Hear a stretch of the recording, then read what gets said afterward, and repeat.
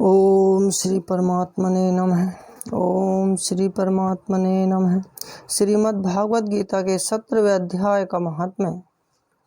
श्री महादेव जी कहते हैं, पार्वती 16वें अध्याय का महात्म्य बतलाया गया। अब 17वें अध्याय की अनंत महिमा श्रवण करो। राजा खड़गबाहु के पुत्र का दुशासन नामक एक नौकर था। वह बड़ी खोटी बुद्धि का मनुष्य था। एक बार मांडलिक राजकुमारों के साथ बहुत धन की बाजी लगाकर हाथी पर चढ़ा और कुछ ही कदम आगे जाने पर लोगों के मना करने पर भी वह मूढ़ हाथी के प्रति जोर जोर से कठोर शब्द करने लगा।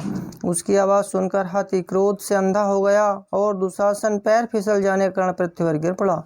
दुशासन को गिरकर कुछ उच्छ्वास लेते देख काल के समान निरंकुश हाथी ने क्रोध में भरकर उसे ऊपर फेंक दिया। ऊपर से गिरते ही उसके प्राण निकल गए। इस प्रकार कालवश मृत्यु को प्राप्त होने के बाद उसे हाथी की योनि मिली और सिंघल द्वीप के महाराज के यहाँ उसने अपना बहुत समय व्यतीत किया। सिंघल द्वीप के राजा की महाराज खड़गबाहु से बड़ी मैत्री थी, अतः उन्होंने जल के मार्ग से उस हाथी को मित्र की प्रसन्नता के लिए भेज दिया।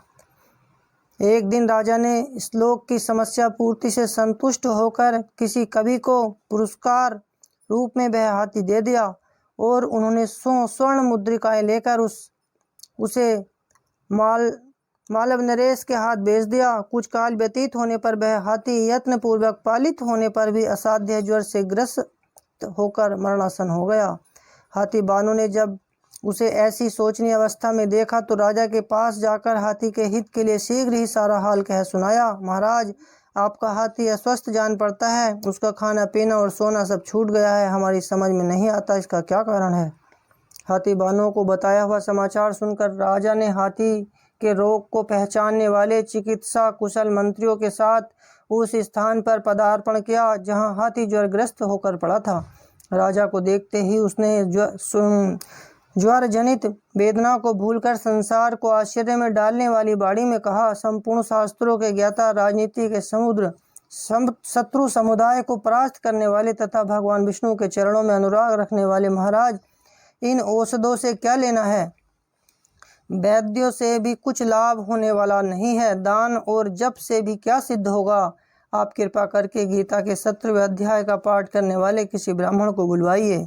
हाथी के कथनानुसार राजा ने सब कुछ वैसा ही किया। तदंतर गीता पाठ करने वाले ब्राह्मण ने जब उत्तम जल को अभिमंत्रित करके उसके ऊपर डाला, तब दुशासन गजयोनि का परित्याग करके मुक्त हो गया। राजा ने दुशासन को दिव्य विमान पर आरूढ़ एवं इंद्र के समान तेजस्वी देखकर पूछा, तुम्हारी पूर्व जन्म में क्या जाति थी, क्या स्वरूप था, कैसे आचरण था और किस कर्म से तुम यहाँ हाथी होकर आए थे। सारी बातें मुझे बताओ। राजा के इस प्रकार पूछने पर संकट से छूटे हुए दुशासन ने विमान पर बैठे ही बैठे स्थिरता के साथ अपने पूर्व जन्म का उपयुक्त समाचार यथावत कह सुनाया। तत्पश्चात नरश्रेष्ठ मालव नरेश ने भी गीता के 17वें अध्याय का पाठ करने लगे। इससे थोड़े ही समय में उनको मुक्ति हो गई। ओम श्री परमात्मने नमः। ओम श्री परमात्मने नमः।